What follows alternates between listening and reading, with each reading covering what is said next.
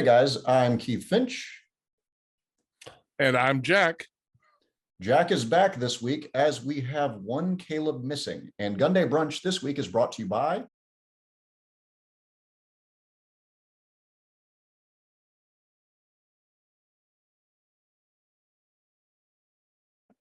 the same people from last week. Enjoy the banner, guys.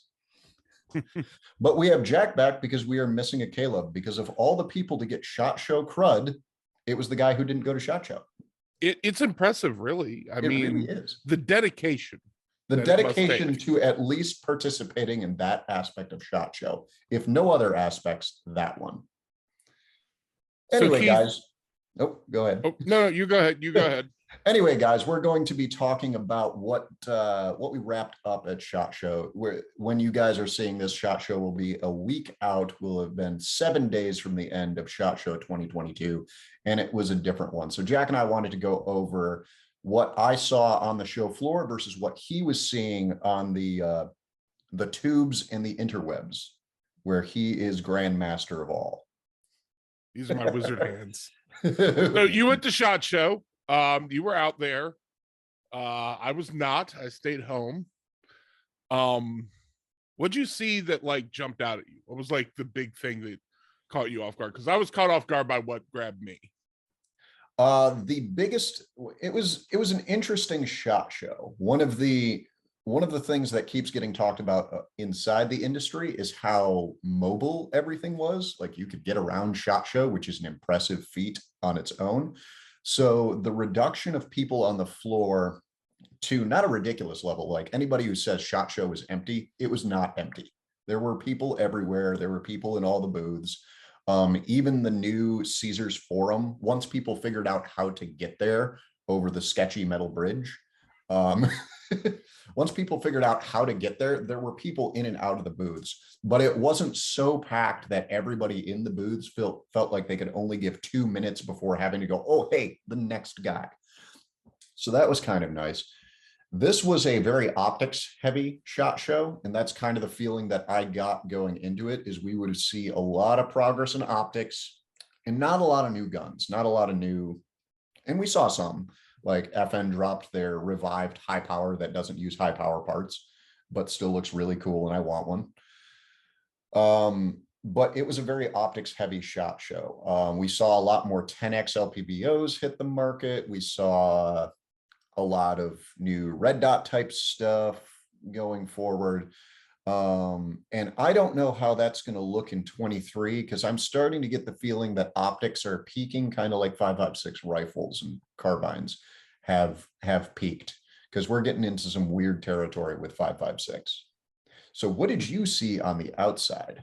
So on the outside, I think the one that's kind of like popped up on enough people's radar that we're really starting to dig into it is 30 Super Carry. I'm not here to say like 30 Super Carry is the next big thing. It could flop, but I think a lot of people are like, well, that's kind of interesting. I'll take a look at it. I don't know if releasing a new caliber in the middle of an ammo crunch is the best play, but people looked at it. And I think we've got some pretty interesting guns coming for it. Smith & Wesson with the Shield Plus variant, that's a 15 round 30 Super Carry in a basically a shield package. That's not bad. That's not bad at all. That's one of those things that we've been trying to do with 9mm. Like you have a Glock 48. The Shield magazine was trying to do that with the Glock 48, was make a smaller, slimmer, skinnier 15-shot frame. 30 Super is going to make that a lot easier on the small frame guns, because I bet we can do it with like the 365, because I carry the long grip 365. Oh, sure. I bet we can make that into a 14 or a 15 shot with a flush fit magazine too. And that's just going to make life easier in that specific category of pistol. So I bet we see the micros convert to 30 SC before we see more full-size guns. Mm-hmm. And Caleb and I were talking about it earlier. It'd also be fun to see in some of the PCCs, because you could put 40 rounds, where you could get 30. So I could see that a little bit, but not nearly as much as the micro carry guns. So, and then I will say, I definitely, I was caught off guard by how much I wanted an FN high power.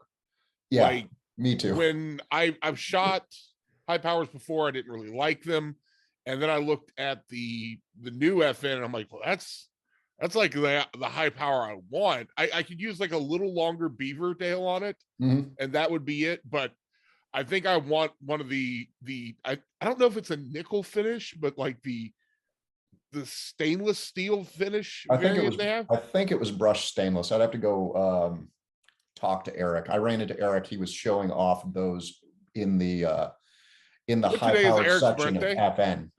What? Today is Eric's birthday. Oh yes, happy birthday. Happy to Eric. birthday, Eric. Yeah, I want a brushed stainless high power. I bet you can guess the one I want.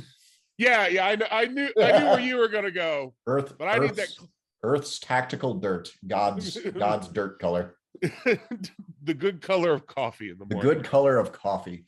But I went over, I handled those guns. They feel really good. So I get it. I get it from the purist standpoint that the people who are like, you know, the old Browning high power parts don't fit in the new FN Browning high power, and not liking. I can see the argument there, but I can also be like, hey, if a company is going to dust off an old pistol, go through it top to bottom and put it back together for 2022, the one thing I'm looking forward to seeing them do is release variations with rail and optics ready capability. So that was one thing that I saw, and I was like, you know, they didn't do that, and it feels like that's SHOT Show 2023 is like, we heard you, rail and optic cut variants.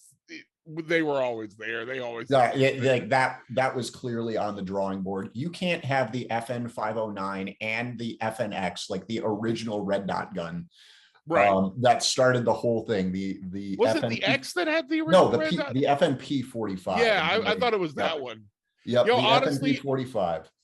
Since I've become such a red dot on handguns guy, all of my handguns except for my old 1911 have red dots now. I think I'm gonna have to buy one of those just to say like this was the original one that came factory ready. Mm-hmm.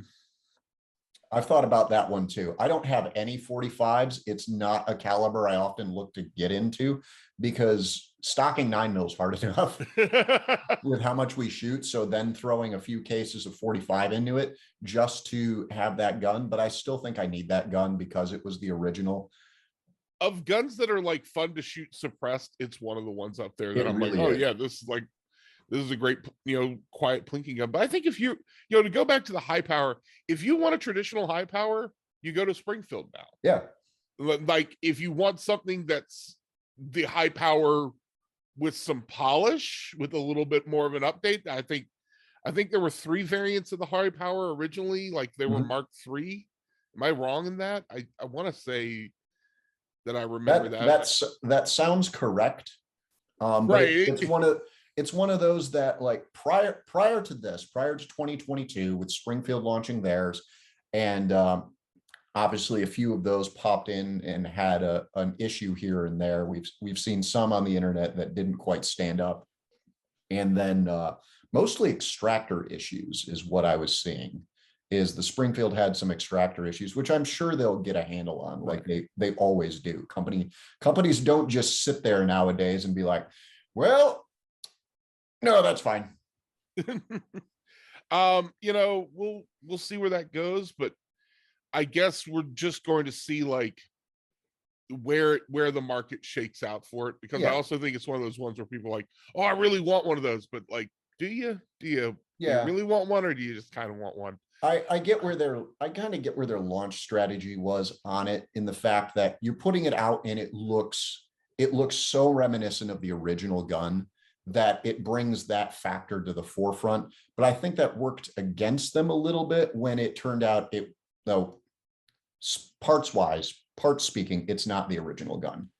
So making it look like the original gun, giving it the old name, but then no backwards compatibility was like it. I get where they were going from a visual standpoint, but I think it would have been the stronger play to bring it out like optics ready and with the ability to take a light, in the fact that then it would be a lot easier to justify all the other modernizations inside the pistol from a forward facing standpoint. I'm sure the thing's going to run and I'm going to like shooting it, because the triggers on them in the display models were absolutely fantastic. I think that was the one that definitely grabbed me. I did see a lot of optics, like you said. I did not see I didn't see anything that I thought like that's innovative, brand new, and useful. It was generally like you generally 2 out of got 3. to pick 2. You Yeah. got to pick 2. I saw some stuff. I'm like, oh, that's definitely innovative. Mm-hmm. Not useful, but it's innovative. Yeah. What was that space rifle like that? Who is importing that crazy gun where the profile on this gun, guys, is like a foot wide, because you've got a grip on one side, a grip on the other, Yes, and they're both laterally off the rifle. I want to say that was CAA. That sounds like something they'd be like, this is exactly what the American market needs. And it had a folding stock on it, so the length of pull was really weird. And the thing is huge. Yeah. And they were like, yeah, this is a PCC. I'm like, this thing is like gigantic for a PCC. I only saw one video on it, so I don't think I have, like, I've got to pull it up. I don't want to like say it was that company and then not be. The guys, I swear, this thing looked like you would mount it in your chest and fire it like a piece of chest mounted like artillery, like you see in some of the video games. Yeah, it's a CAA Agata rifle. Yeah, that was it. And it has like the forward grip on it has to have like a counterbalancing bipod mechanic, otherwise it would like fall over. So like, this is the kickstand, and I'm like, I don't know what this is for. I'm not. They said it was something to do with like the biomechanics, but there's certainly a point in the industry where I'm like, this is too weird for me. Yeah. Like I can see, like, I know you're trying to be really smart with the whole human ergonomic interface thing, but we have gone too far. I do want to say the VHS from Springfield came out a lot stronger than I thought it would. Yeah. And I'm really impressed with like how many people were like, yeah, this is something I want. I have a friend who bought one. And he was like, I love my Halo rifle. I think that was one of the smarter moves that Springfield played a really smart card with the VHS2 with bringing in the Hellion. They did a little modernization on it from the original Croatian rifle. Like they put M-lock on it, they put a BCM grip on it, because they have a good relationship with BCM thanks to the Saint rifles. So they modernized it a little bit and they brought it to market. And it's another bullpup on the market, which I like.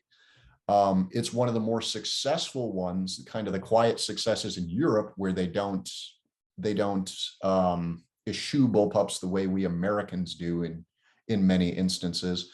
But we all just have to look at the SA80 and go, sometimes it goes really badly. But that was a smart move, because that's a smart, simple rifle. Like there's a lot on that rifle to really, really like. And there are some improvements and things that you can do to the rifle, or will be able to do in the future with the rifle, just because of the design that I think is going to keep it very competitive in the market as one of those 5.56s that we didn't have access to. So all the collectors that were like, I'd love a VHS2, that's a European gun, it's not an American gun, we can't get it. Well, now we can. And I like that from that standpoint. And the fact that it's full ambi out of the gate. It doesn't take hardly anything to switch it to left shoulder, right shoulder primary firing. It's set up really nice so you can actually switch shoulders. It's the only bullpup I'm aware of that actually has length of pull adjustments on the stock.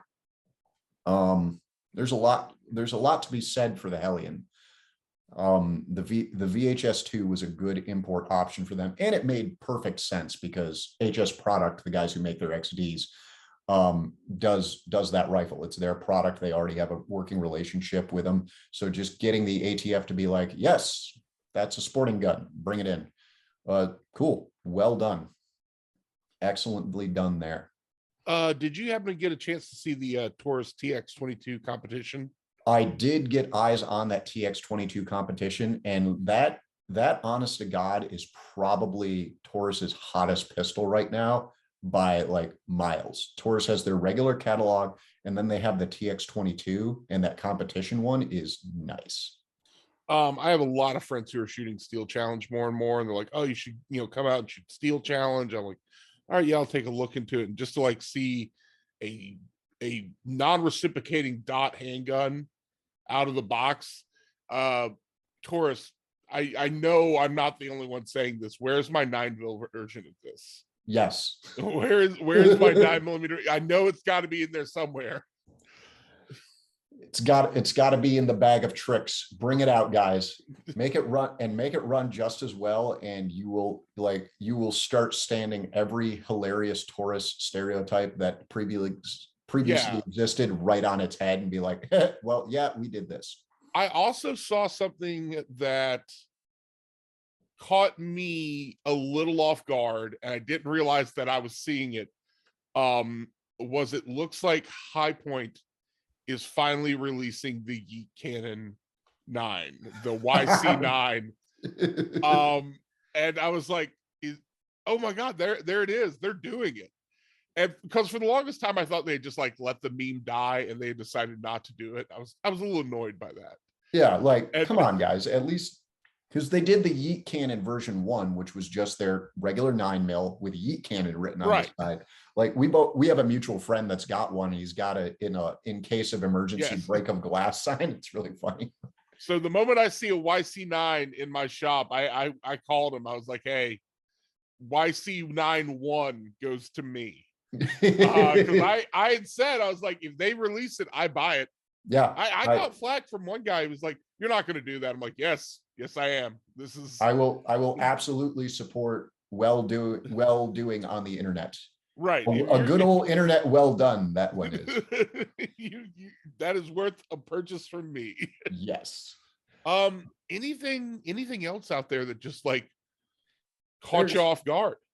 There's some cool stuff, not really off guard, but there's some cool stuff going on in bolt guns. Like Daniel Defense has theirs, which is a really sharp gun that they're doing on their own stuff.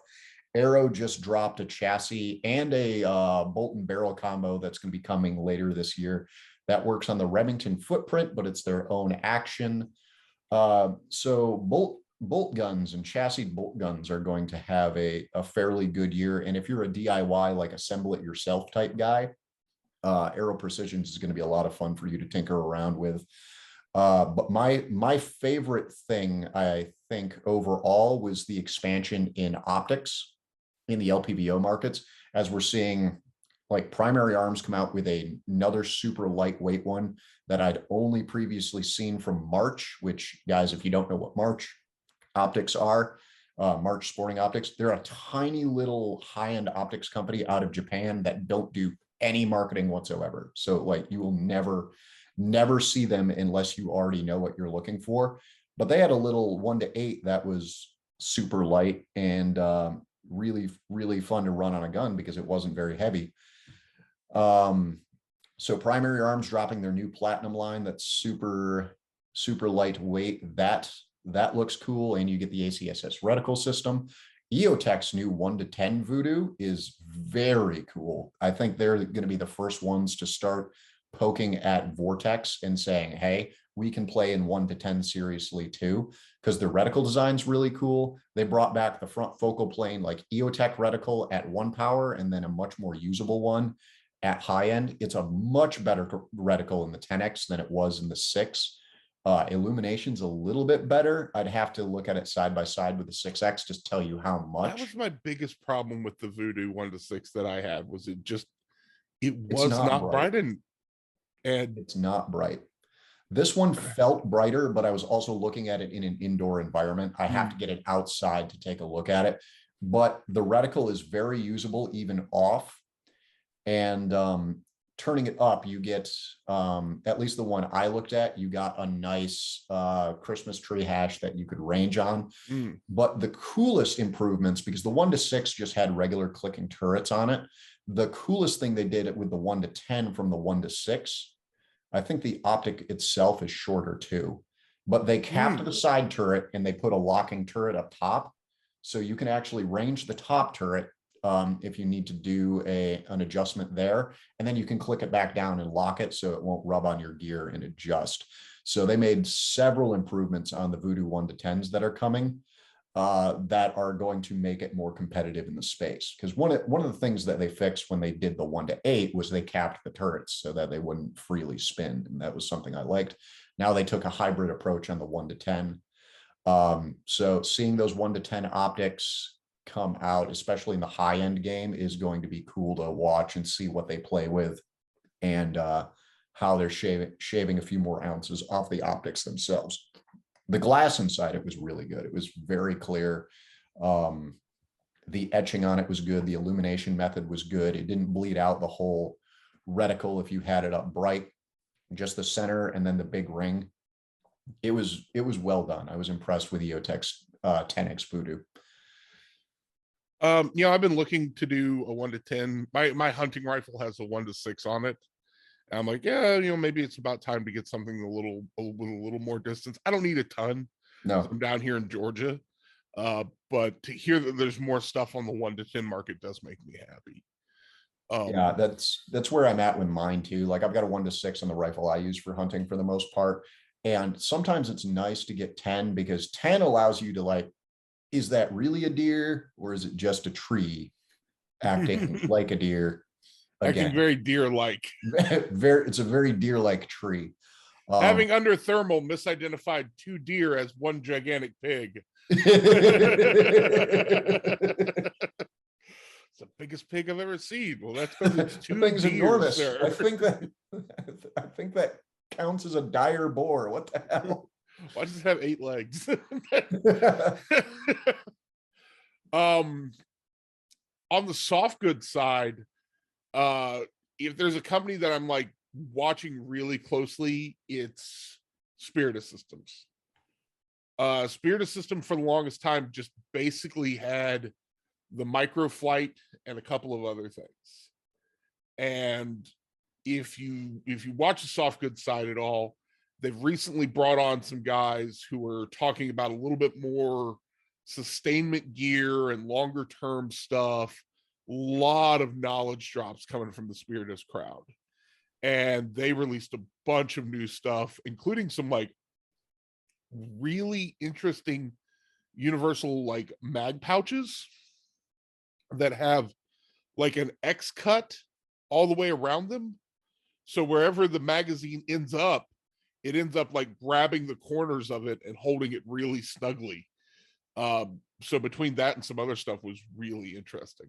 That's the type of stuff I like seeing out of soft goods, because obviously the AR-15 and like the Glock and the Sig in pistol side, the AR-15 dominates the rifle side of the market, and Glock and Sig dominate the pistols market. But you still, for the most part, kind of have to buy to your kit specifically. So if you then go and be like, well, I like running the AR-15, but I also like running the AK-74 545, which is far from unheard of. Like sometimes you have to go and either you make a compromise with the mag pouch and just kind of get what you get. So I like seeing innovative retention designs. I like seeing stuff like that because it just makes it that much easier to say, it doesn't matter the system I get, my gear is going to work with it. And I don't have to invest in a system per rifle I'm running, or I have to make sure that all my rifles run the same supporting type of magazine. So I'd be interested to take a look at those pouches and see how they work, because we've seen other designs. We've seen like, honestly, the only universal before this is the taco. Yeah. And that's the only one that really gets talked about a lot. But I don't know if you've ever had to put tacos on anything, but it is a tasking unto the gods. Yeah, it is a dedicated event to try and put tacos on anything. Lord only knows if you're like, oh, I need to size up. Like I noticed that was using, I had some that I was using for 5.56 mags. I put 308 mags in them. And it was like, no, you need to mount these differently for 308. These are going to be Yep. wide. They do be thicker. So other places, soft goods side, I didn't see a lot. There's still people doing bags. There's still people doing plate carriers. Like I ran by First Spear and saw the Strand Hog, and I ran a couple of other places, and it's a lot of the same old, but like people are still paying attention and dropping changes that certain entities want to see. There's a little more female centric in the industry, which is increasingly nice to see because more and more women actually need that type of stuff. They need armor cut for them and stuff like that. That's increasingly nice to see. But soft goods tend to be soft goods still. And the guys who were making good stuff before are continuing to do it. So it's one of those things that like check in 3 months, check in 6 months, and they might have something new and cool that you haven't seen before. Or you just need another bag, go back to the place where you got the last bag or the last rifle case, and I guarantee you'll still get a quality product. So that was nice. There was a lot of sustainment at SHOT Show. That's another thing I wanted to say. There was a lot of sustainment at this SHOT Show. A lot of people checking in and just saying, hey, we're here. This is what's going on. We're here to participate in the industry. But I get the feeling that we're going to see a much bigger product push at NRA than we're used to. It might not outdo SHOT Show, but it's going to be a lot closer to SHOT Show than it usually is. Because NRA in the past, NRA annual meeting has been used to be like, all right, here are the follow-ons, the couple of things that weren't ready when we were talking at SHOT Show. So now we're ready here. I think the launches at the end of May are going to be much thicker on the ground, shall we say, especially firearms related. We're going to see more. Trying to think. On the tech side, I hope I'm saying this correctly. Did you see the Sionis's digital night vision devices? I did not see those. The one piece of digital tech I did see was the Magpul Maztec combination. Let's save that one because we're going to be able to talk about that one. Yeah, that one's crazy. I did a quick video on it that you can see on the channel, guys. But there's a lot coming in that direction. We're going to be talking about that one a lot because that one's just stupid cool on so many other levels. But no, I did not see it. What did you see on the thermal vision? I think it's Sionis. It is a digital light amplification camera, so not nods. But it's like $2,300, so a little under what a really good PVS 14 will give you. Colored night vision, IR, sensitive, so you can see your lasers and everything. It looks different than nods. And it's rechargeable. It has a battery pack that's on the system, helmet mountable and everything for like $2,300 as a night vision alternative. Now I've seen some of these before that were like $700, and there was a pretty significant delay from the moment something happened to the moment you see it on the screen, because again, it's a camera.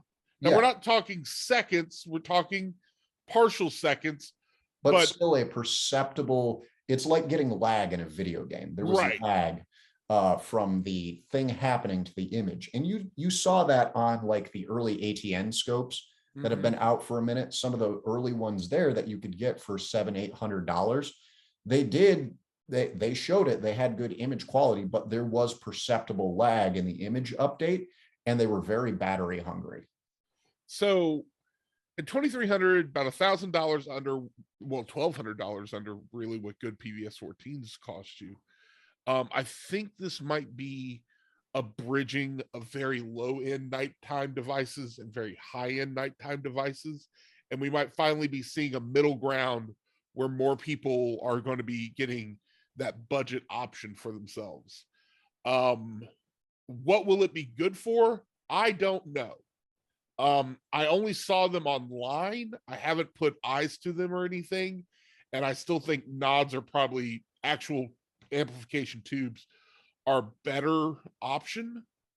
But if this can give you 70% of nods for 2/3 the cost, that's not a bad option to take a look at. That's not a bad option, especially if it's got that high refresh rate. So you're getting as close to real time as digital is able to give you. And if it's got a battery life that's reasonable, if you're getting a battery life that's getting closer to what a nod would run on a AA, then you're going to see use out of devices like that. So that's cool tech, because that's always something that I had always wished when I started seeing it come on the market. I'd always wished it was better, is the digital vision enhancement, the digital visual camera stuff that companies were doing that was like in place of night vision.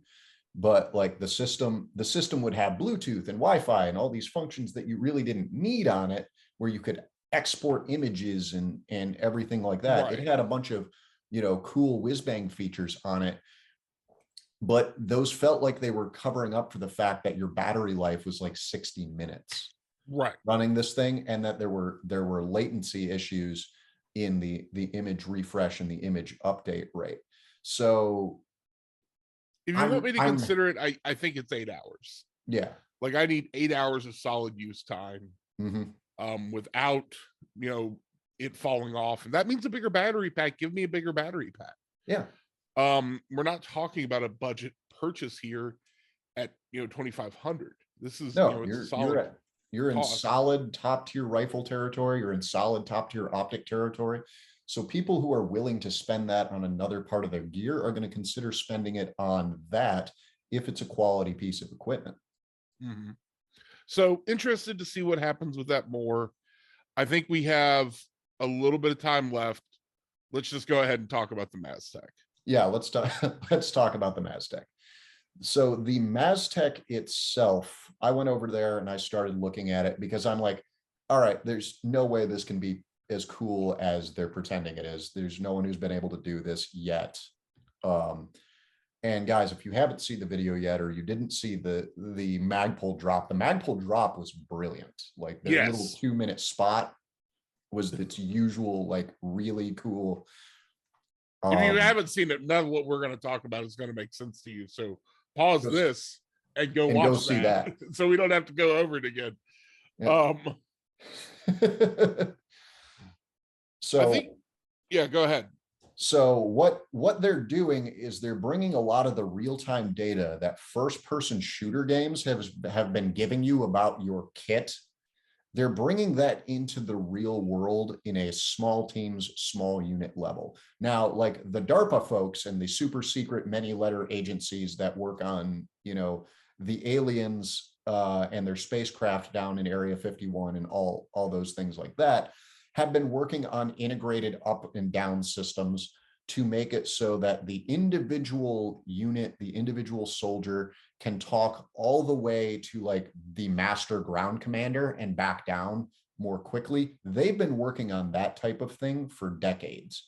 And if you want to go back that far, they've been doing it for centuries, since they were like, hey, we're going to task a dude to just run with a wire to all these places, so that there's a wired radio to all the unit commanders who can then shout orders at their guys closer, because communication on a battlefield is very hard. It's a difficult thing to do. And so the Maztec is the two out of the 7-part system that they've launched so far is their ballistic calculator device, which is the scope mount, which is going to be able to go on just about any LPVO as long as it has a straight bell end for the objective lens, and certain ones that have a larger objective lens than the rest of the scope body will be able to work in it too, but there's some limited spacing in the mount as it's designed right now. They'll have a full compatibility list when it's ready to go.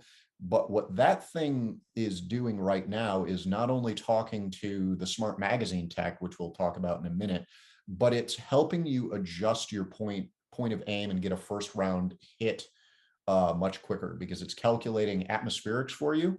It's calculating your manual range input right now. You have to manually input the range right now, and there's just a dial on the side to do that. So if you're like, yeah, I bet that's 250, you click it to 250, and it will show you a corrected 250 yard or 250 meter point of aim, and it will correct for if you have the rifle canted. So it'll do that. Wow. Now, I don't know. Now, it'll at least do it for the vertical offset. I don't know if they have the math programmed at this point in time to do it in like if you have the rifle at a 45, obviously your barrel is also canted in a certain direction. When I was talking with the Maztec guys, they didn't know if that was programmed into the functionality or if it was just the vertical offset right now. But they're doing a lot of trigonometry for you. And as I was very bad at trig in high school, I'm very happy about that. So it gives you a very quick corrected point of aim for a manual input range at this point. And all you have to do is tell the sight what you're shooting. 5.56, this muzzle velocity, boom. This optical offset. It's when I first looked at it, I was like, this is crazy. This is science fiction. It really is. This is the stuff that they told us they would do. It's like, wait a second, we do live in the future. Like, this is awesome. And they're talking about like thermal imagers, range finders, all this stuff to go into the system. And I noticed off in the video, there are these like goggles. Yes. And like, you know, in your head, you're hearing the Doom music. And so I simultaneously hear two things. I hear Doom music in my right ear, where it's like, I'm like, yes. And then in my left ear, I hear an old guy going like, but the batteries. It's like, bro, everything takes batteries now. That's like saying, but the gun needs bullets, swords don't. Right. Like, you have a point, but it's not a good one. It's no longer a good point. And because of electronic, that was one of the things that I asked about with the optic system specifically. Now, I don't know about the laser rangefinder because that one's in like super prototype. The two that were close to ready to go are the magazine interface, the active and passive magazine interface, which count your shots for you. Kind of cool. And if you're going, well, that's not super useful on an individual level. Yeah, but it's super useful on a small unit level, which is what this system is eventually going to be talking to. So if you're a squad leader and you've got 12 dudes, you know, with various amounts of kit on them, and you have that smart system set up, you don't have to sit there and be like, hey, how much ammo do you have? How much ammo do you have? Right. Where are you at? How are you? Are you good? Logistically, that's on a drop-down menu for you. That's what this is. And you can check real quick and you can be like, oh, well, I don't, you know, maybe I don't know. You can kind of guess, or you can have a readout that actually just tells you, hey, I started this with 210 shots. I'm down to 144. Yeah, I could use a couple of magazines. Or my broski over here is down to half a magazine. Let's make sure our spare ammo gets bumped to him. Right. That will all be on display and be able to push that way. That's the future aspect of this. The current aspect of this is it's cool because you have an active round count, and you will have a active round count with the smart magazines, and you will have a passive round count with the dumb magazines, I guess, which are basically a PMag, and it sounds like a just a follower that sits so far away from a sensor next to the system, which operates out of the pistol grip on the ARs. And so you'll either be able to know how much is in your rifle or how much total ammunition is on your body, but depending on which system you run and what they're able to do comms wise with the active and passive systems. Because the active system runs on batteries. The magazines have coin batteries in the bottom with a replaceable floor plate, but the passive system sounds like it's just going to be a follower. And so it'll be very cheap and very very low maintenance to have that passive magazine system. But going to the battery question on the sight mount, which does your atmospherics and corrects your point of aim, that one is looking like it's going to have about a 500 or 600 hour battery life on a couple of 18650s. Wow. So 2 rechargeable cells drop in that thing, like every optic on the planet, and it will have roughly EOTech like battery life. So currently the holographic sights that run on a single CR123 cell are getting somewhere between 600 and 1,000, depending on their brightness, depending on what you guys are doing with them. They put it like this: if you use it 10 hours a week, it'll last a year. And it's like, okay, compress that. That's 520 hours. So you can get about a month of good use off this thing without having to swap batteries. So thinking it from an operational standpoint, and it's got the normal power saving methods of, like, if you leave it still, it'll shut off. It's got the shake awake technology, which I was originally really sketch on shake awake in a lot of the sites that started doing it. I'm like, there's no way this is going to work well. Every site I've had that has had shake awake has worked just fine. I've never had a failure in that. So looking at it from that standpoint, the battery life on that system is really good. I don't know how much that's going to get cut into or altered when the laser rangefinder gets added to the system, because the next part of the system that they're planning to launch is the little laser range module that does the same thing. It essentially does the same thing as the new Vortex sight that won the NGSW fire control system, except it's based around any LPVO. It's not one integrated optic. But that one will beam out laser range, and instead of you having to manually dial your range setting into your optic, now it'll just correct the point of aim for you just by going boop. And then it's like, all right, that's 300, what you're aiming at's 343 yards away. Here's your point of aim. Nice. It's really cool.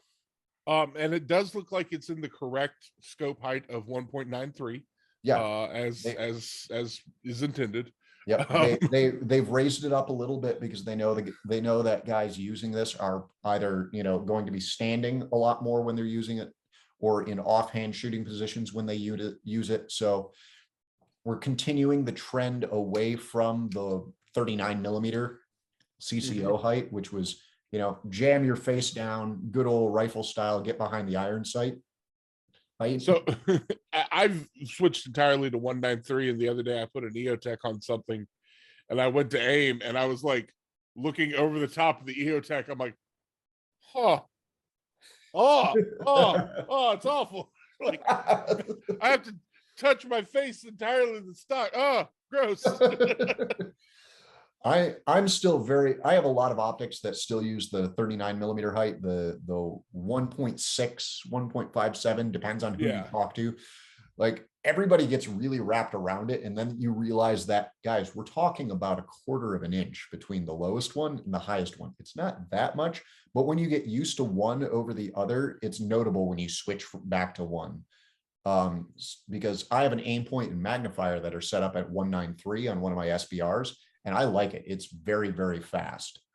A lot of the other optics I'm still using at the 1.6, 1.7, that 39 millimeter height, just because that's what I've got. I forget which company it is, but somebody came out with backup sights at 193. Yes. And I was like, yes. Yep.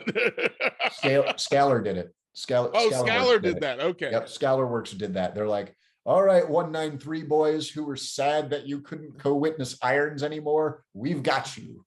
Got you, fam. We got you, fam. And considering their fixed sites were really, really cool. Like, I have a lot of faith in Phil and his team's ability to make those sites really cool too. So if you want flip up irons, by all means. Like, they're really hard to use if you run an LPVO, but still. I mean, Yeah.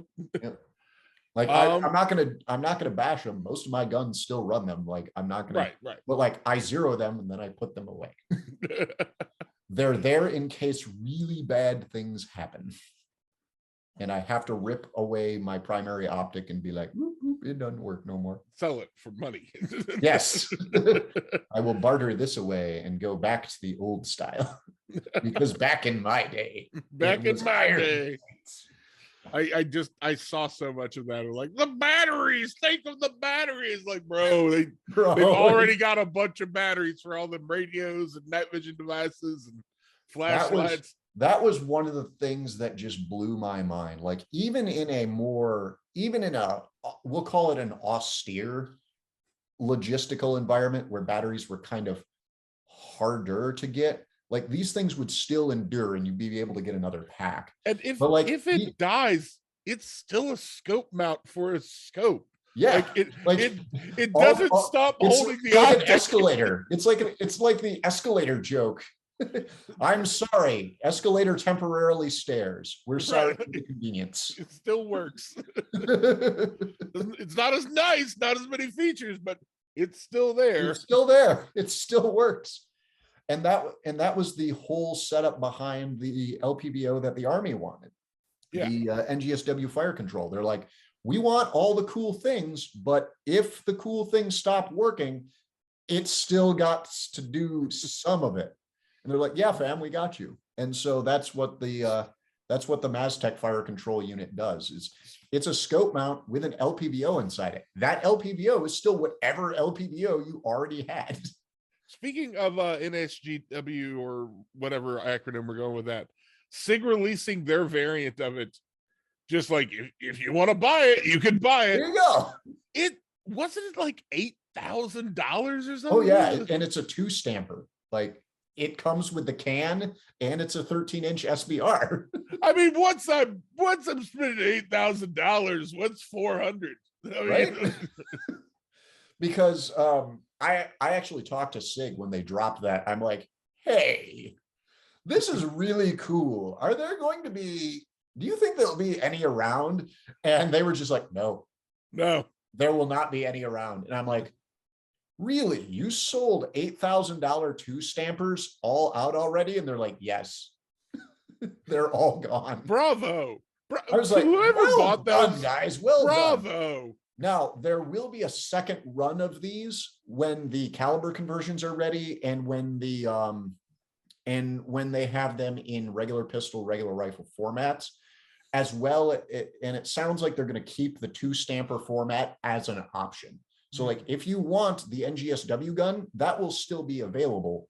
But this first run was literally all their overrun parts, everything that didn't get assembled into a final rifle and sent off for the NGSW contract to run, and with the required number of maintenance backups and with the required number of supporting parts and everything that was part of that submission, they had a bunch extra and said, you know what, fam, send it. We're going to make some straight up NGSW guns. The only difference is semi-automatic receiver. That's it. The last 10 plus years of Sig Sauer just being a company, be like, yeah, let's do it. Like, you know what, fam, full send. You know who we have to thank for pistol braces? Sig. Mm-hmm. They did it first. Yep. I mean, it was somebody else's design, but they did it. Yeah, but they it. They funded it. They were the company that looked at the ATF compliance officer and were like, YOLO. All righty. Well, glad you made it back from SHOT Show. Glad you had a good time. Glad that Caleb was the one that got the crud and not me. I'm very happy about that. 100%. I'm not happy that like he's feeling bad and that his whole the house got it. That's how these things go. I'm not happy about that, but I am happy I didn't get it because I had the spicy variant back last summer, and I'd like not to repeat that. Nice. But other than that, guys, thanks for tuning in to another episode, and we will see you next week, hopefully with a Caleb. Later.